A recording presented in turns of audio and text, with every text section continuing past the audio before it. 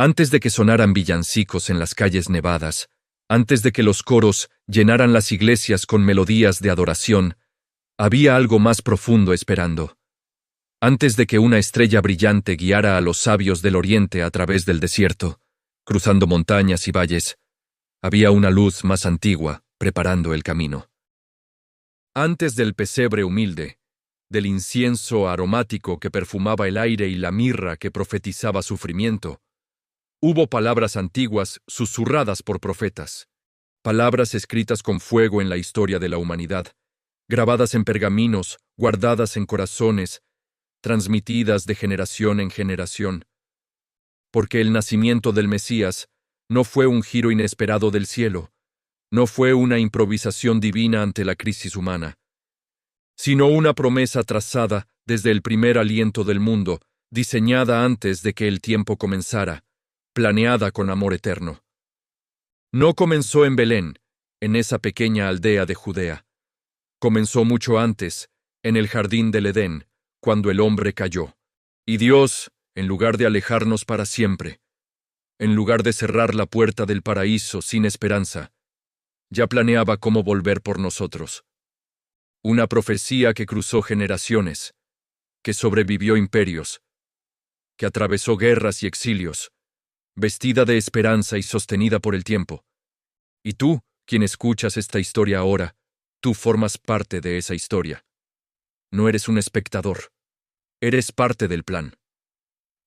Desde el principio, yo ya estaba con el Padre, antes de que las estrellas fueran colocadas en el firmamento, antes de que la tierra tomara forma, y vine por ti, no por obligación, no por casualidad, vine porque te amaba antes de que nacieras. Adán y Eva acababan de pecar. El fruto prohibido había sido comido. La confianza había sido rota. La serpiente había engañado con mentiras envueltas en promesas vacías. La comunión perfecta entre Dios y la humanidad se rompía como un vaso de cristal cayendo al suelo. El dolor entraba al mundo. La muerte hacía su primera aparición.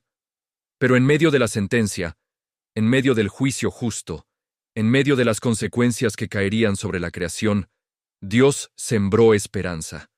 No los abandonó a su suerte, no los dejó solos en su vergüenza. Habló palabras que resonarían por milenios. Y pondré enemistad entre ti y la mujer, entre tu simiente y la simiente suya. Ella te herirá en la cabeza, y tú le herirás en el calcañar. Génesis 3:15. Fue la primera promesa del Redentor. Una semilla de esperanza plantada en tierra de maldición. Una simiente que un día aplastaría al enemigo. El cielo no cerró la puerta del paraíso con finalidad, solo la cubrió con sangre, con sacrificio anticipado, y con espera paciente, pero segura. Una mujer daría a luz.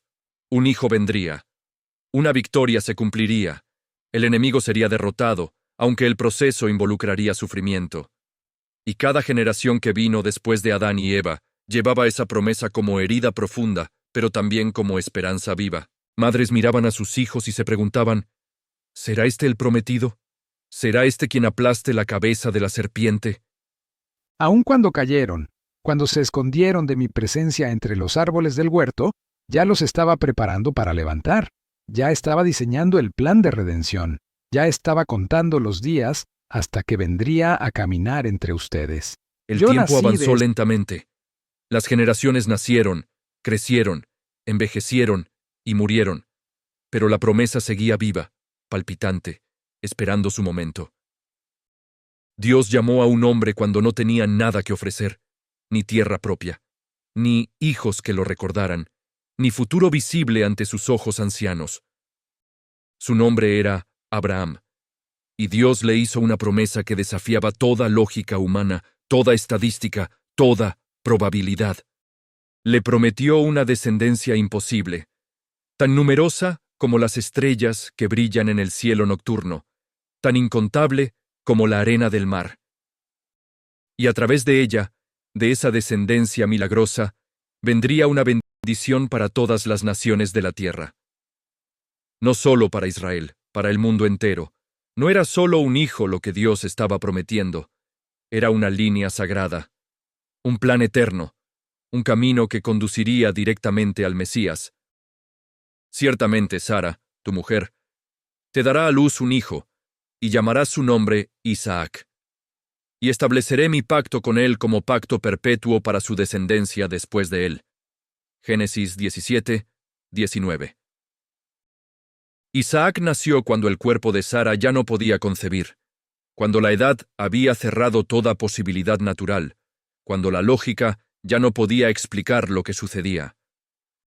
Porque las promesas de Dios no dependen de la fuerza humana, de la juventud, de las circunstancias favorables, sino de su fidelidad inquebrantable.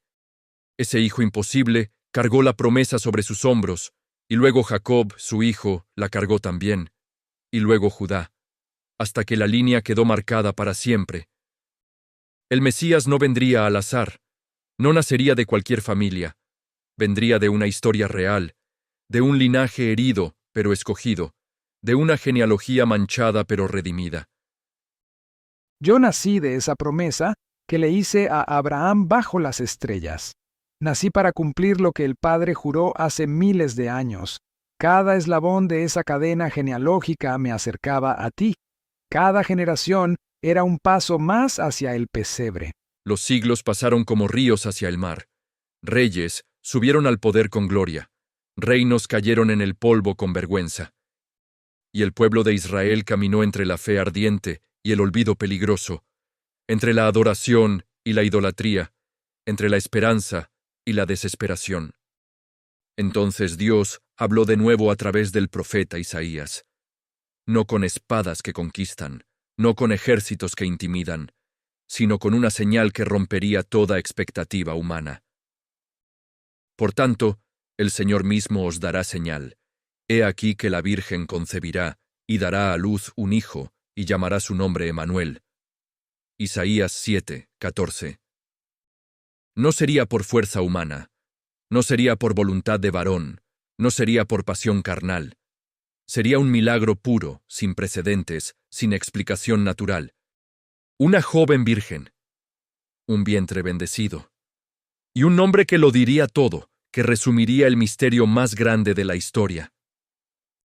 Emanuel, Dios con nosotros, no Dios observando desde la distancia celestial, no Dios ausente e indiferente, Dios entrando en la historia con pies humanos, Dios respirando nuestro aire contaminado, Dios experimentando nuestro dolor, nuestra fatiga, nuestras lágrimas. El pesebre. No vine solo a salvarte desde lejos enviando un mensaje o un ángel. Vine a caminar contigo, a vivir tu vida, a sentir tu hambre.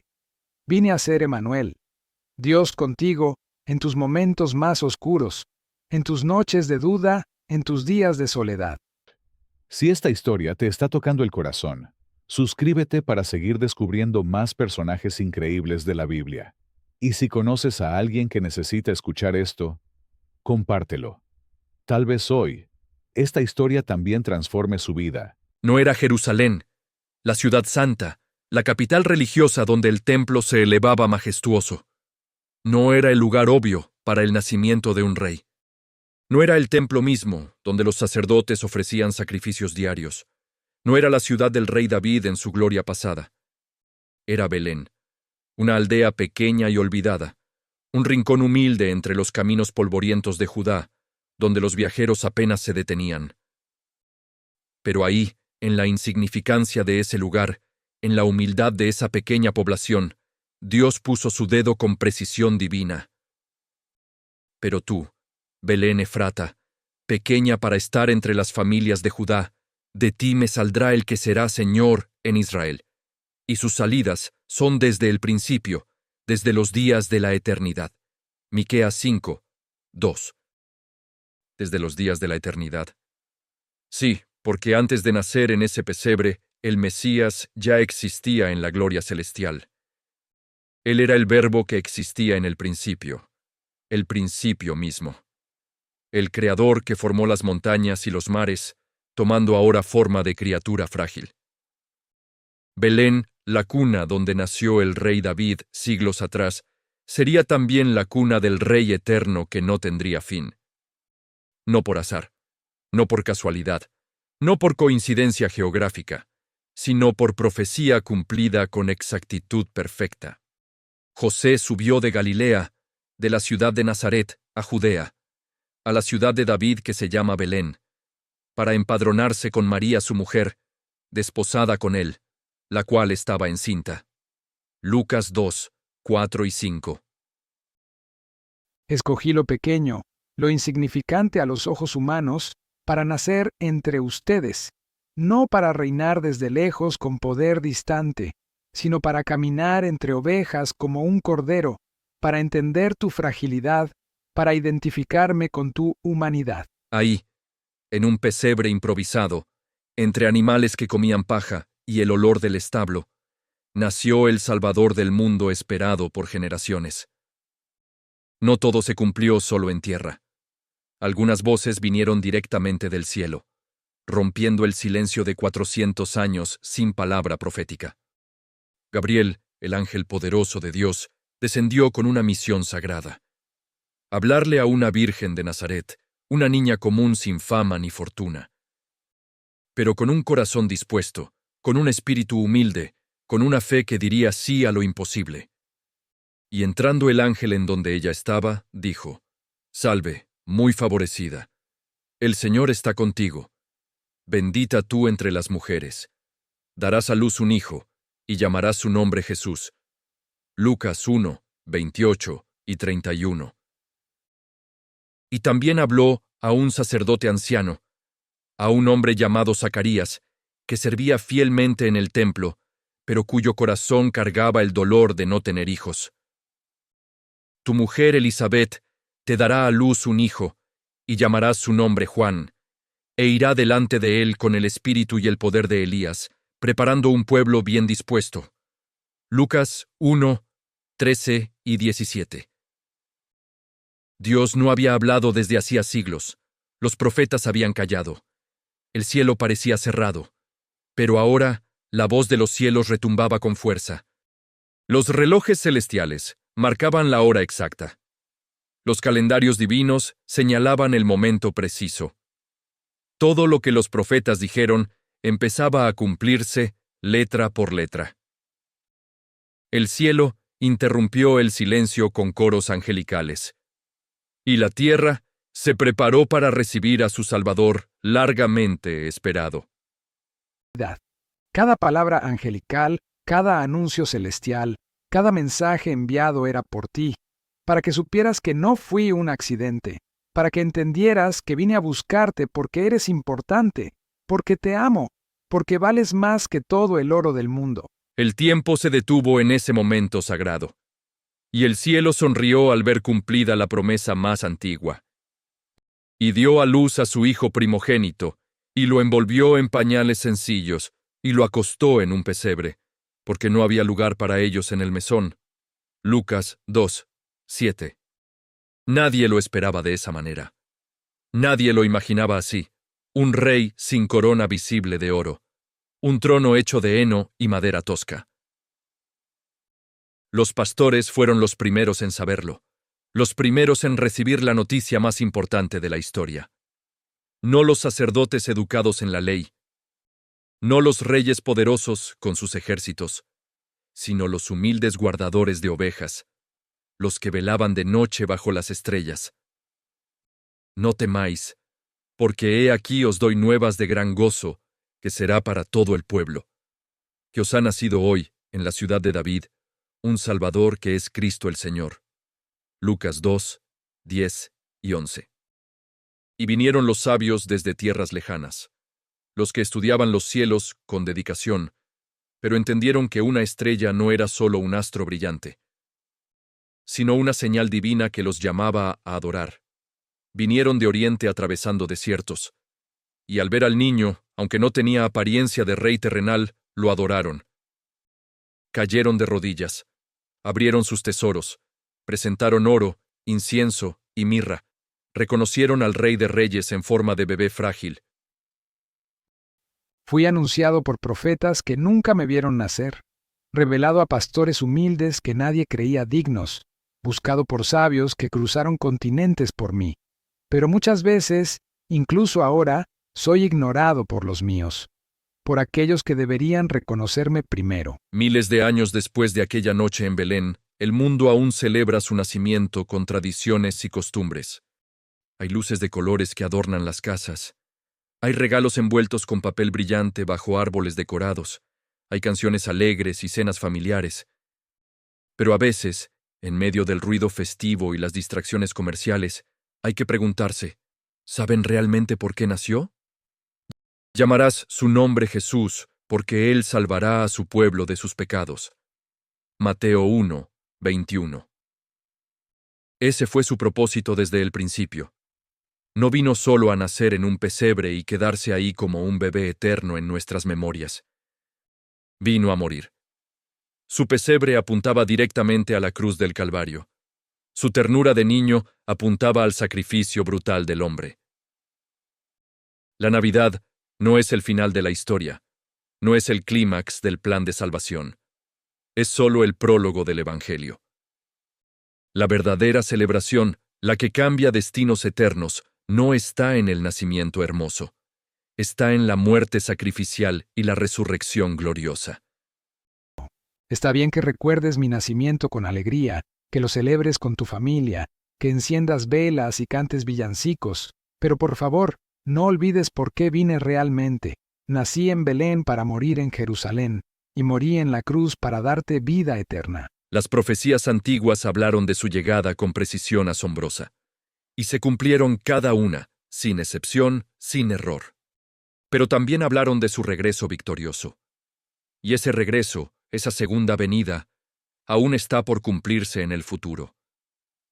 Vendrá el Señor mi Dios, y todos los santos con él. Zacarías 14, 5. He aquí que viene con las nubes, y todo ojo le verá, aun los que le traspasaron. Y todos los linajes de la tierra harán lamentación por él. Apocalipsis 1, 7. Jesús no es solo una figura del pasado remoto, un personaje histórico que vivió hace 2000 años. Es el Mesías vivo que reina ahora. El que partió el tiempo en dos, antes de Cristo y después de Cristo. Y el que pronto vendrá otra vez con poder y gloria. Hoy, mientras celebras la Navidad con tus seres queridos, mientras intercambias regalos y compartes comidas, haz una pausa reflexiva. Recuerda el pesebre humilde donde todo comenzó. Pero no olvides la cruz sangrienta donde todo se consumó. Recuerda los regalos de los sabios. Pero no olvides el mayor regalo jamás dado, la vida eterna comprada con su sangre preciosa. Volveré pronto, no como un bebé indefenso en un pesebre, sino como Rey de reyes y Señor de señores, porque aún tengo más promesas que cumplir, promesas de restauración, de justicia, de reino eterno, y entre todas esas promesas estás tú, esperándome. Detrás del nombre